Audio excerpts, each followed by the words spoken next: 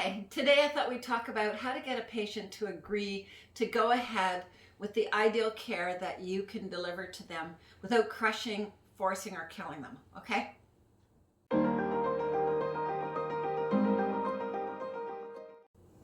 Hi, Janice Wheeler here. I'm the president of the Art of Management, and we work with healthcare professionals across Canada and have done so for 32 years. And we have worked with pretty close to 2,000 practices now on a year-long basis or more.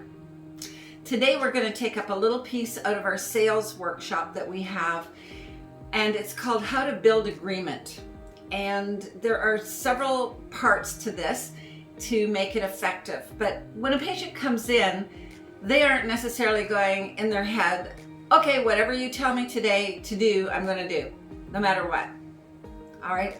Very few people are quite that amenable to anything you may offer them.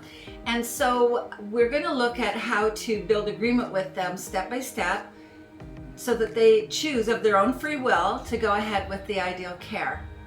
So obviously the first thing you need to do is find out what the problem is from the patient's viewpoint. Before you do your exam, like you actually say, so what are you here for today?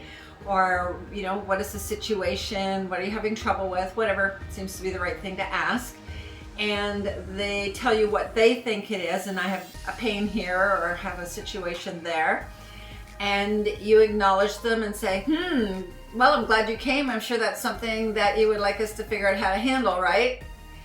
And notice, I'm going to emphasize this a little bit. Notice I'm nodding as I'm saying that, building agreement with them.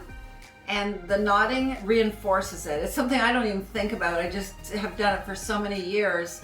It's just a positive affirmation that what you're saying is valid. All right, so now you have gotten what they think it is. Now you do your exam and you see what you see that they need to have or what the problem is. And then you have to figure out in your own head first what you think would be the ideal way to handle that situation. You are the professional, and no matter what the patient says, they are paying you to give your professional opinion. Really, as a patient, I've always had that viewpoint, like, I'm paying you good money, you tell me what I need to do. But that doesn't mean that I'm going to go ahead automatically, so we'll continue with the steps. So you present what it is that that they should be doing, and say, I'm sure that you would like to get this handled in the proper way, right?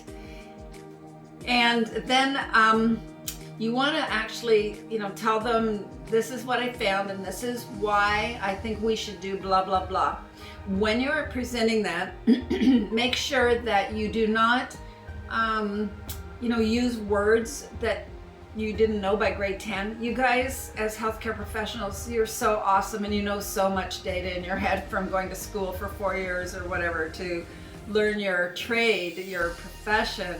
And you forget that patients don't actually know what most of those words mean, and so you go over their head and their eyes will glaze over a bit and they tune you out when they don't understand something. So in order to get agreement from a patient, you really need to make sure that they know what they're agreeing to in the simplest possible method of presentation without sounding like you're babying them or something like that. You just need to use the right words and describe to them if it is a technical term. You want to describe in English, in regular English, what that means. So now you say, Mrs. Jones, you need blah, blah, blah, blah, blah. And you'll notice that I didn't say, you should have blah, blah, blah, or I recommend that you blah, blah, blah. Those two words, and I'll tell you my reaction to it, those two words mean I don't have to do it. If you say I recommend, it means you're not being very positive about it. And you're recommending it, doesn't mean I have to. And if you say you should do blah, blah, blah, I definitely get the idea I don't have to do it. And it's always been a downfall for me to take those two words, as most patients do, to mean that I don't need to do it. But if you said, Mrs. Wheeler, you need to do blah, blah, blah, I would go, oh, okay. And then you can talk about, like, if we don't do it, this is what will happen. And you can talk about consequences, and this is something you want to avoid, right? So here you go again, building agreement, nodding a little bit, getting their agreement that they would like to avoid those possible consequences. And you could have 2 or 3 different things depending on the situation. And again, when you're saying what it is that they need, Mrs. Wheeler, you need to have a blah, blah, blah, and it will help you handle blah, blah, blah. And I'm sure you want that, right? Okay, see how I'm building agreement by asking questions and involving them in each step of the decision making. And this is super important, this building agreement. If you just throw something at the patient and you wait for them to say yes or no, you don't know, random answers are gonna result. You have no idea what they're doing in their head. So you wanna bring it out step by step. So I think that if you were to do that step with your patients on the building agreement at each step, that you will find you have a large number of people who will go ahead with the ideal care that you're presenting to them.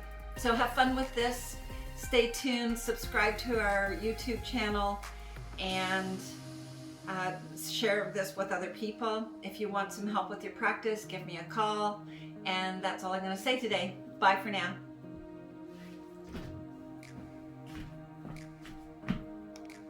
To get your practice analyzed, contact the Art of Management at 416-466-6217.